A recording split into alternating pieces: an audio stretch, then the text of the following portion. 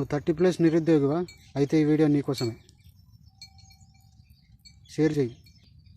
Hi friends, ఒక విషయం గురించి మాట్లాడదామని వచ్చా. ఒక క్లిప్ చూపిస్తా చూడండి. అధికారంలోకి వస్తే మహిళలకు 50% రిజర్వేషన్లు అంట. అయితే మీరు అధికారంలో రావడానికి ఏమైనా చేస్తారా సార్? నాలాంటి 30+ యువకులంతా మీలాగే సార్. మీరు ఎట్లయితే అధికారంలోకి వస్తే పెళ్లి చేసుకుందాం అనుకుని ఉన్నారో, మేము కూడా గవర్నమెంట్ జాబ్ వస్తేనే పెళ్లి చేసుకుంటామని ఉన్నాం, చదువుతున్నాం. ఒక అబ్బాయికి గవర్నమెంట్ జాబ్ వస్తే అమ్మాయిని మాత్రమే చూస్తారు, మంచిదైతే చాలని. ఆ ఫ్యామిలీ మొత్తాన్ని సాగుతాడు. అదే అమ్మాయికి గవర్నమెంట్ జాబ్ వస్తే ఒక నిరుద్యోగిని పెళ్లి చేసుకుంటుందా? 99% చేసుకోదు.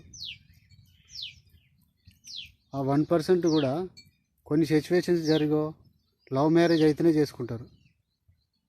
వీళ్ళు బిజినెస్ మ్యాన్ను, తనతో జాబ్ చేసే వ్యక్తినో, తనకన్నా హై పొజిషన్లు ఉన్న వాళ్ళనే చేసుకోవడానికి ట్రై చేస్తూ ఉంటారు మ్యాక్సిమం. గవర్నమెంట్ జాబ్ వచ్చిన అమ్మాయికి ఒక నిరుద్యోగిని సంబంధం చూడండి, మీ ఇంట్లో వాళ్ళే అంటారు ఎలా సాకుతాడని. అరే, ఆమెకు గవర్నమెంట్ జాబ్ వచ్చింది, చూసుకోలేదా?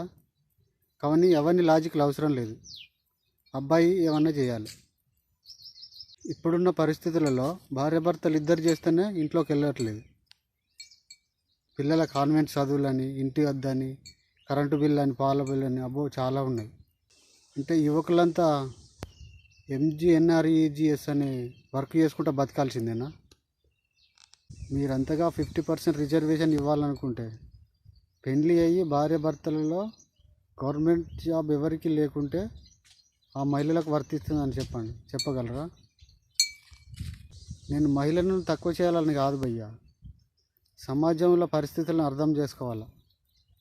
యువకులు 30+ అయినా పెళ్లి చేసుకోకుండా ఎందుకున్నారో తెలుసా? జాబ్ లేదని, సంపాదన లేదని. ఈ రాజ్యాంగం అనే కట్టుబాటు ఉంది కాబట్టి మన దేశం ఇంకా నడుస్తుంది కదా. లేకుంటే ఈ రాజకీయ నాయకులు ఎప్పుడో సంకనాకి ఇచ్చేవారు. నువ్వు 30+ నిరుద్యోగివా? అయితే ఈ వీడియో నీకోసమే. షేర్ చేయి, రాహుల్ గాంధీకి పోయేలా. నచ్చితే ఒక లైక్ చేయి.